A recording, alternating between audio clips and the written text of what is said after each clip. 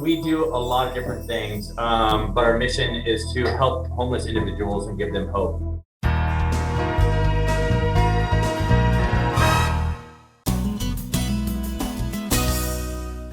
At this month's local Public Safety Coordinating Council meeting, we heard from Rogue Retreat Operations Manager Justin Hahn. He gave an overview of the history of the organization and its many housing projects over the years, including the still under construction Redwood Motel for displaced victims of the Alameda Fire, slated to open early next year. We do a lot of different things, but our mission is to help homeless individuals and give them hope. And so we have been doing different types of pieces here in the community. Started out trying to come together and figure out how to best empower individuals and help them move forward in their lives. And so we started in the basement with the shelter. So this was just a seasonal thing. So when it got extremely cold, we were in the basement over there by the jail, and we were able to provide shelter to around 54 individuals a night. And then we've seen that the need was much more. But this came at a cost, so there was a lot of learning things that came with this. We learned what worked and what didn't work. So then we got a year-round shelter, the Kelly Shelter. So the Kelly Shelter is a 64-bed unit. We take men, women, and children. At this facility, we do a light-bound background check. So they can't be a predatory SO, and this can't be a violent offender because we have women and children in there. From here, we're able to transition them to Hope Village, and Hope Village is 34 tiny houses, and we are adding 4 more. These units, there's more freedom here. So each individual has their own unit, but there are requirements. So we try to keep this more of a stronger community environment and help these individuals flourish from here. So we've had a lot of residents move from here into their own long-term housing. And then next steps after this, if they were to continue in our programs, we have the havens.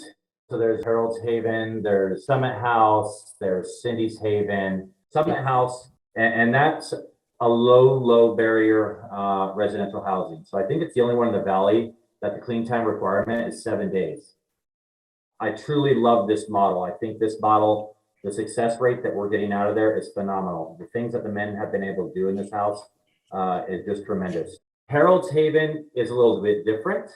So the individuals coming in there, they have to have a minimal of 30 days clean to get into that. And they are coming from residential facilities. The apartments, so we have Manzanita apartments, we have Grape Street, we have Riverside. These are all subsidized. So the tenants are responsible for paying 30% of their adjusted gross income. And then 21 others are offered a sliding scale. Redwood, it is in the midst of being remodeled. So there are 47 units, primarily designed for the Alameda fire victims, and we are progressing. So I think the final date that we're looking at for this is around Valentine's Day coming up. Clean Sweep, this is like a job readiness program. Clean Sweep goes around and they clean up our city businesses, our streets, sometimes parks, parking lots. So they do a lot of different outreach to the community. We have a thrift shop. So this is a very good thing for a lot of our participants. So they can go there and get clothes at a discounted rate.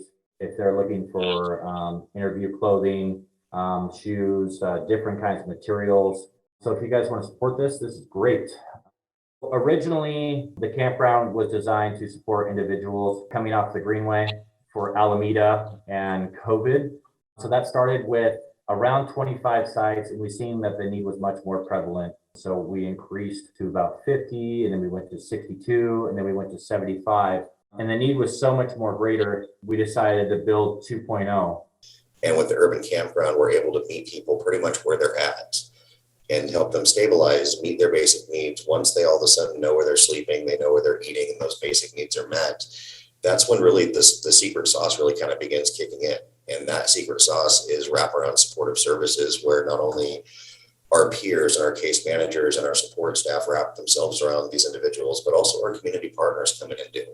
And when we're able to meet people's basic needs and de-escalate them out of crisis, and in this continuum, you're able to then begin moving people forward. So 1.0 is like low barrier. So there are some simple rules. There's no theft, no fires, no persistent disruptive behavior, no alcohol and drugs on the property, and no theft and weapons. So you come through 1.0 and you get adjusted, you get acclimated, and then we'll move you to 2.0 if you're ready. 2.0 is a little bit different. It has case management. If you come in under the influence, we will be required to engage with alcohol and drug treatment or go get an assessment. You will have to get employment, just depending on your barriers, what's holding you back. Sometimes an individual can stay at 1.0 for 6 months, 9 months. There's been a couple individuals that have been there a year. There has been 722 individuals coming through there since January 27th of last year. 254 of those individuals have transitioned to other programs. That could be a Kelly shelter, that could be VA housing, that could be their own long-term housing, that could be long-term residential, the mission, so Hope House. So there's a lot of different factors that we identify as a success. We identify as success as something better than where they were.